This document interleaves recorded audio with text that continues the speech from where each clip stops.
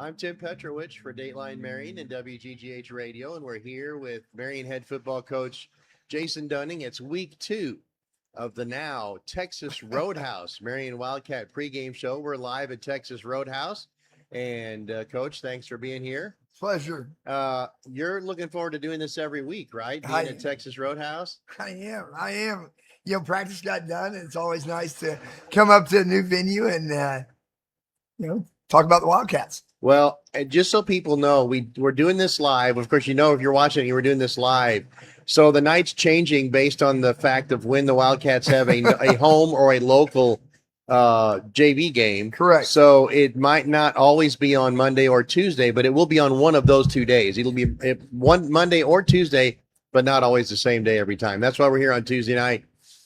First of all, want to talk about last Friday's season opener. The Wildcats fell to Carterville 28-24. Second year in a row that the game that everyone expected to be a great game went down to the wire and down to the final possession. And it's going to be that way. I think we talked after the game Friday night that I predict it's going to be that way every year. You've got two great coaching staffs, two great teams that are going to be well prepared. I love having the game. I mean, we've fallen short 2 straight years, but I still think it gives Southern Illinois something to look forward to. It's one of the better matchups if you were to kind of pick and line things out. And, it just came down to we had an opportunity, and we kept pleading for the guys to stay engaged, keep doing what they're coached to do. Give us an opportunity, and we score. We get a chance to kick it onside, and who knows? Time. There's still time on the clock, so we're still in the fight. But the Wildcats, we start off a little slow early on, and Carterville jumped out, and we go in at halftime down 14, but we know we're getting the ball back. The defense made some big plays late in the second quarter. And, we held them scoreless throughout the second quarter and even into the third quarter. And, we started the second half with a bang. Vance Burford, who we talked last week, Tim, is one of the arguably one of the fastest kids in Southern Illinois. And he took the second half kickoff to the house. And we're right back in this thing. And the Wildcats scored with a little over a minute to go, and now we're kicking it onside with a chance to, who knows, make some magic happen at Wildcat Stadium, and we just didn't quite get the bounce that we wanted to. One of the things that coaches always say, and you even mentioned this Friday night after the game, is that the biggest improvement teams see on the field is between week 1 and week 2. But I want to kind of add to that, because what I saw was a really big improvement between half 1 and half 2. I thought 100%. I thought the Wildcats were a much better team in the second half, and not only with execution in the physical part of the game, but the fact that they stayed mentally engaged in the game after an opportunity for a team, especially that's not very experienced, to really kind of fold up the tent. I completely agree with you, because yes, you've got kids that replace those guys that we lost.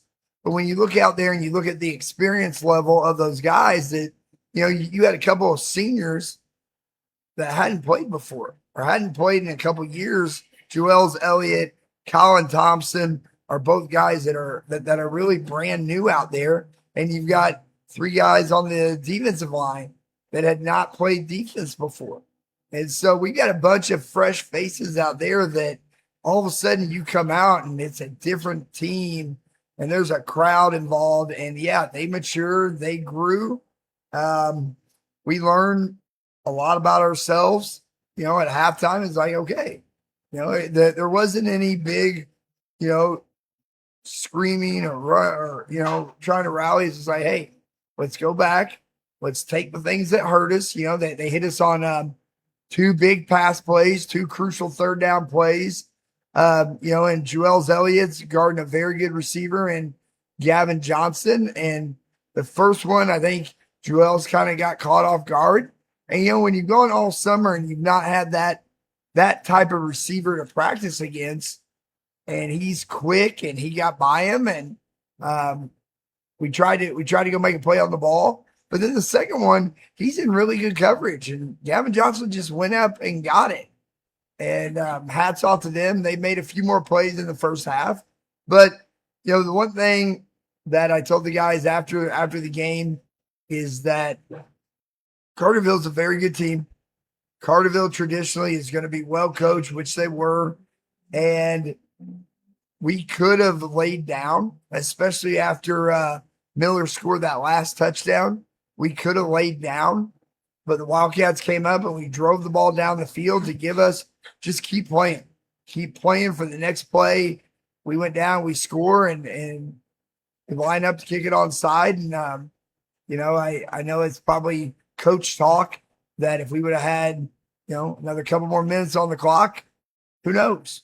Who knows? That we get stopped and give our offense the ball back, and we could do some stuff. But when you look at it, also, I love getting your stats. You look at the time of possession, we maintained the ball. We threw a couple interceptions, but we kept the ball off the ground, no fumbles. But we matched scores.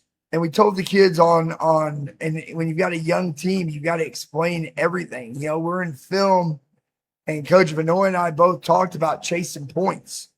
And then I kind of paused a little bit. I said, do you guys understand what we mean when we say we got behind and had to start chasing points?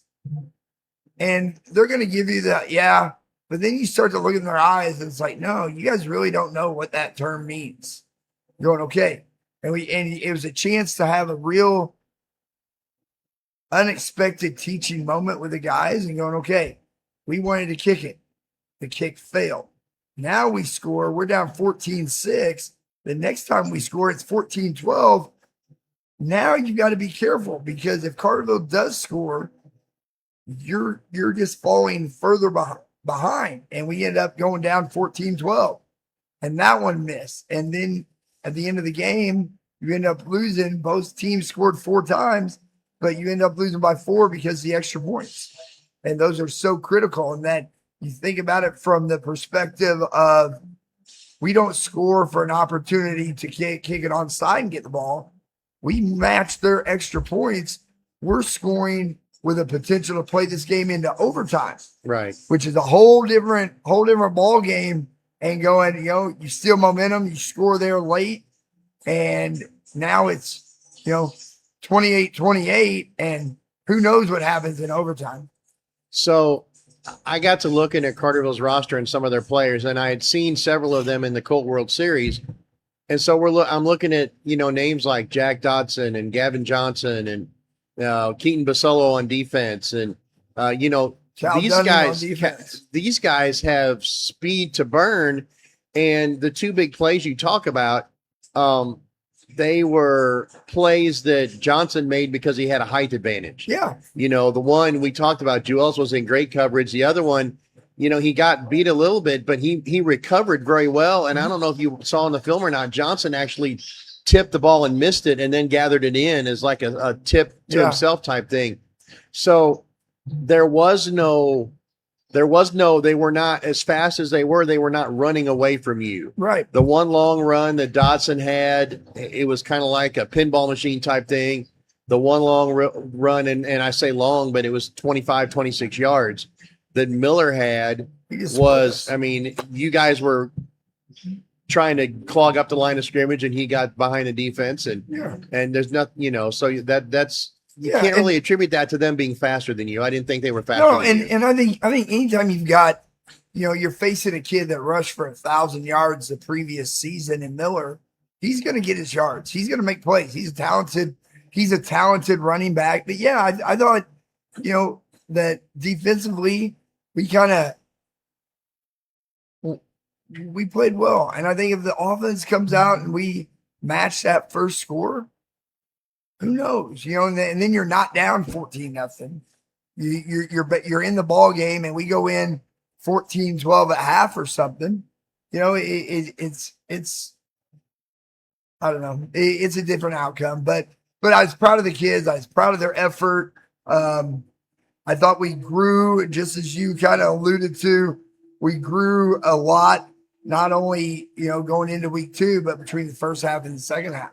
That for some of those guys, the first time being on defense, they're a little starry-eyed because you got a lot of new starters out there. And before it was guys that a Blake Winters, a Sam Atkins, a Cal, a Junie, that had been through the fire. Right. And now you got a bunch of new faces out there. I thought for us defensively, I thought Caden Jacobs and Ashton Norman had great ball games and played well. And one thing you kind of mentioned earlier, Tim, is that we kind of, even though we tried to prepare and we followed the game plan of fluids and electrolytes and harping on it, and I even made them on Thursday drink a bottle of hydration stuff before they could even go practice. So we were trying to get the fluids on board. Stack came and brought some electrolyte drinks that we had readily available during pregame and at halftime, and that nasty bear kind of caught us. And I thought last year we handled it well. This year, for whatever reason, we often talk with our guys about their best ability is their availability. And when you got guys with cramps not in the ball game, we're not up to par. And we had to make some substitutions at some times. But I thought offensively, we ran the ball well. We knew that was going to be our strong suit going in, and I thought they did a good job. A lot of different people touched the ball. The little water bug, little Perdaman, led us in rushing, and I think Vance was headed there, and then the cramps became a factor with him, and but we're learning. Well, and I want to say, I think Marcus Hazel was exactly what you expected. Yep. 76 yards rushing. He caught a touchdown pass, but he's just a workman out there. Hey, he's going to be consistent. Marcus is going to get he's going to get his yards. It was those unexpected guys that made some big time plays. But I mean, the Wildcats are still trying to figure out exactly who we are. There's still some chess pieces on both sides of the ball that are getting moved around, and we're going to grow. Oh, thank you, man. We're going to grow as the season progresses. So I want to ask you this. You mentioned one already, Caden Jacobs. Yep. He kind of played being on the line. He kind of played in the shadow of what people would consider an all-state lineman in Alex Henry. And Caden started making some noise last year, but Friday night, 11 tackles, 4 tackles for loss. He came out of the box like a wild man. Had a sack, had a huge sack. Yeah. He is. When people are watching film, they're going to look at film and say, 45 is going to be a problem. Yeah. And he's so unorthodox on what he does. How he does it, I don't know. And it's one of those things that I just kind of let his natural ability take over. And it becomes a situation where, Caden, you got to do what you do. And he's a nuisance at times on doing stuff, and how he does it, I don't know, but he plays hard. He had a big shot. The third play of the game, he had a big shot on Miller, which we constantly preached to our guys about pursuing the ball. One side did their job, that they kind of contained him and made him try to come back. Jackson Owen came down and got an arm on him, but couldn't wrap him up. And Caden Jacobs just came and literally left his feet and decleated Miller and got a big shot on him. You talked about the game Ashton Norman had, but someone else I wanted to point out, someone who, we saw Ashton a few times last year, but a name that I didn't hear a whole lot last year, but Friday night I marked his number a whole lot, and that was Evan Masterson. He was second on the team in tackles. Yeah. And that's one of those kids who had just waited for his chance, and then he made the most of it. He waited for a chance, and he plays hard. Sometimes that aggressiveness comes back to haunt him a little bit, but the effort, in all of our guys, you go back and watch the film and going, okay, is the effort there? The other stuff I can fix, but if the effort's not there, it's a struggle. But Evan, the effort's there, and it's like, okay, now we just got to fine tune. We talk about our pyramid that's in the locker room. And going back with Coach Martin and trying to choose the wording and the order, it starts with its attitude, discipline, effort. And I know sometimes it gets questioned, well, why is discipline before effort? you can have great effort, but if the effort is not where it's supposed to be directionally, Yeah. it's just effort. And going, okay, so now if we get that discipline factor of, hey, here's our job, here's our alignment, here's our assignment, and then you add that effort into it, you got a chance to make a good player and have the right outcome. There were some other guys that I think, and there's no way we can mention everybody who played and everyone who did things, but guys who you expect to be team leaders and to have good games and were noticeable on the field. And, you know, it goes to guys like Logan Black and Levi Clark and Jaden Twitty on the defensive side and the offense. I thought Jaden looked really good running the ball. The big touchdown run he had, which you know, and Jaden's he's kind of in that realm too, that once we really get him and we can fine tune as coaches on what his role is, because there's certain things that he does really, really well. And you just got to kind of fine tune it and hone those things and go, okay, Herdeman does this well. Twitty does this well. You know, and back to those two guys you had just mentioned, Logan Black and Levi Clark, they're guys that are going to be staples on the offensive line that we're trying to get on the defensive line. And you're walking that fine line of going, okay, are they conditioned enough and are they physically able to handle two waves playing on both sides? And on the line, that's harder than any place else. And do you run the risk of tiring them out? And it's like, okay, we got to come selective on when they play, when they don't, and sub in for each other. I know you guys, heart-wise, wants to tell you want to be out there every play, but when you're Logan Black and you're 300 pounds, you can't go hard every play. And so we got to build up that stamina. And like I said, that's all the identity. And the more I coach, I realize that, you know, that you got to find the right combination. We talk about playing chess. You got to have your right chess pieces in at the right time. And those chess pieces have to be physically able to go and not be exhausted because you've worn them out on both sides of the ball. And so that becomes fun. That becomes the coaching. All right. Lincoln Railers are next. We're going to talk about them in a minute, but we're going to take a break and come back, talk about Lincoln right after this. Now you're playing the Texas Roadhouse commercial.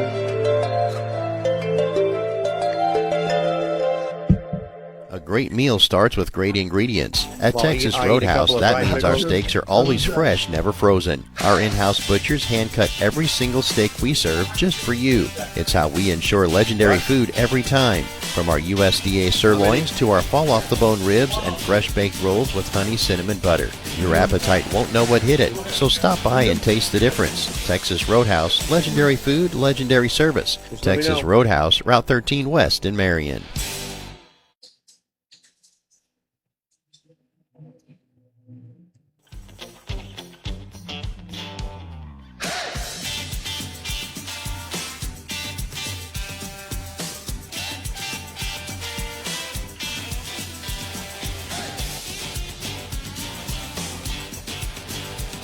Back here on the Texas Roadhouse Marion Wildcat Coaches Show, Tim Petrowich, Jason Dunning. The Wildcats face a new opponent this week, the Lincoln Rail Splitters, but more commonly known as the Railers, a team that plays, we talked about this for the show, a team that plays in the same conference with Rochester, Sacred Heart Griffin, Springfield,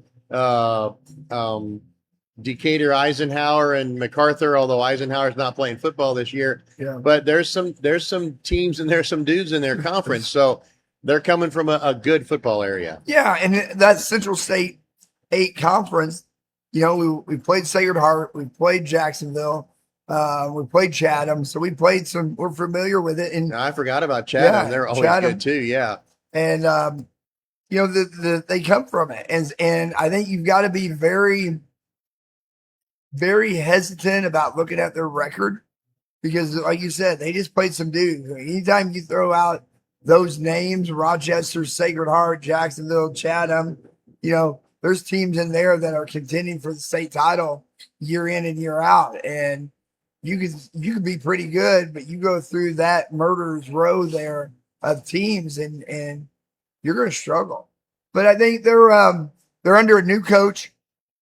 But the kids that from watching them on film, they've got some good size to them. They're decently athletic. They're going to be physical. I think the offensive line really gets off the ball well. They've got two running backs, number 0, number 45. 45 is going to be a load. He's a big kid, 225 pounds or so. But yeah, I mean they just got new turf, and they just beat Peoria Manual, so they're excited and they're living it up right now. And they're gonna have to make the 3.5 hour drive, something like that, Springfield area down to Marion, and it'll be a fun ball game. So, yeah, you talked about their new coach. He's a graduate of Lincoln. He's a former player there. It's a game, their opener against Manual is a game they lost last year, and they fell behind this year. And I watched a little highlight clip, and the commentator on the highlight clip was like, here we go again kind of a thing, because they fell behind Manual last year and wound up losing that game. This year they got behind 8-0, and then all of a sudden you look at the scoreboard and they're winning 40-8 in the fourth quarter. So the attitude has changed, because there's not that we gave up the first touchdown, we're going to roll over. They were ready to play. They're ready to play. And like I said, the excitement of new field, new turf, home opener, and that's what high school football is about. And yeah, it's a new opponent. We don't have any real similarities and past experience. We've never played them, and I kind of at times enjoy preparing for new teams, new coaches, new staff. They've got good numbers. I mean, it's gonna be another ball game. I don't expect anything different. Well, I think you may have overlooked one similarity, is that the Wildcats have a lot of young players, and when I say young players, there's a lot of sophomores that are key contributors. I went and looked at their roster, and on the varsity roster, Lincoln has, I think, maybe 10 freshmen. Yeah. So they've got a lot. They've got a lot of young players too. So that would be the one similarity the two teams have. And I think last year I can still remember we reached out to them. Finally, the coach called me, and I was at junior high track practice, and we talked on the phone, and I told him I'm going to be because we're fighting for a ball game. And when the Wildcats have an opening, it's really, really hard. Case in point to this year's schedule, it's really hard to find ball games. It's hard to find teams, because I think, if I'm looking at a team, the first thing I'm going to do is look at their schedule and what's their record been like the last 10 years. Is there any consistency on stuff? You look at ours and it's playoffs,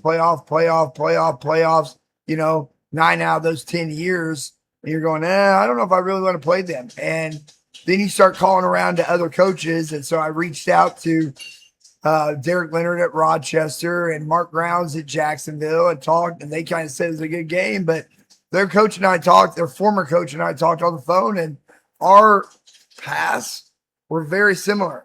He was graduating a bunch. I was graduating a bunch. We knew that we were going to be young. The future looked good. But this is going to be a year where we had some key upperclassmen, but we were mainly going to be young, new kids. And he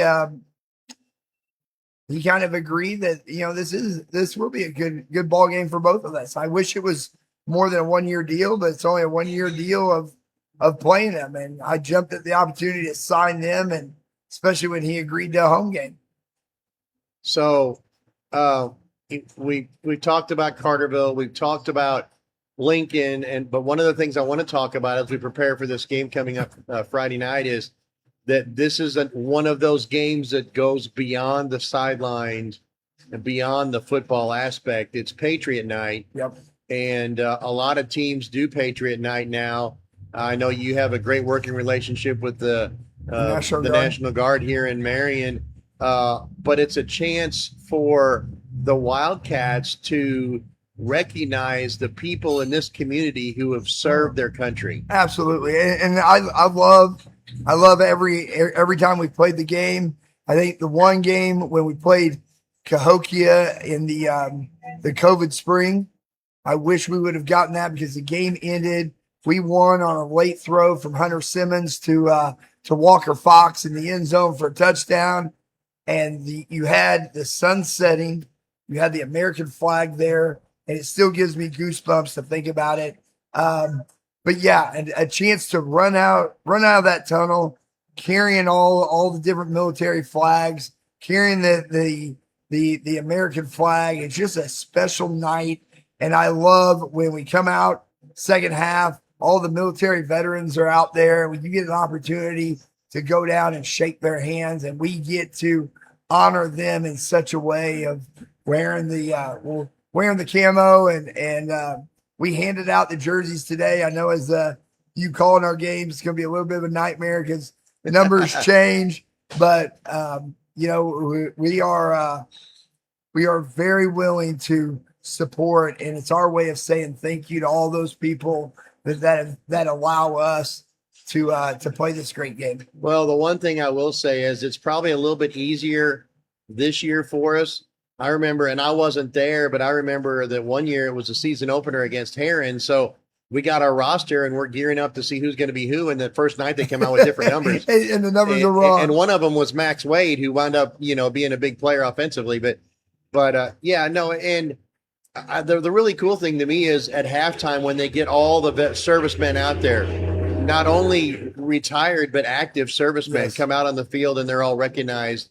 And I think for many of our kids, they may not know of anybody, but it's a chance for them to go and get outside of that box, go shake the hand of someone that has done something and has done the ultimate, you know, for some of them, you know, leading up to this, have given the ultimate sacrifice so that we in the United States can play a game. And if this is one way we can get back, absolutely, we're going to take advantage. You know, I remember the year that Bo Dietrich kind of came down from the helicopter. Yeah, we did that a couple years ago. We had an admiral that was on the USS Abraham Lincoln was at the game in attendance. I've still got the coin up in my office. he did the honorary coin flip that. He did the coin flip that night and gave me the coin, and I will treasure that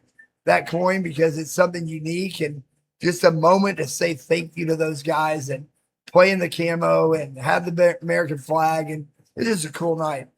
Now, is there any argument or discussion over who gets to carry what flag when you come out on the field out of the locker room?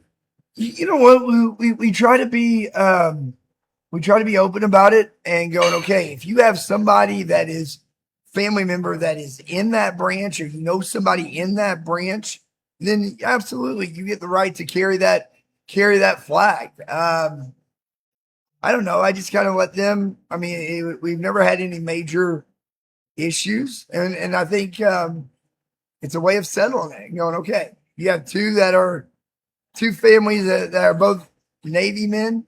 Okay, you know what? Either A, you guys both carry it out together, or maybe you carry this one and you carry an American flag. I don't know.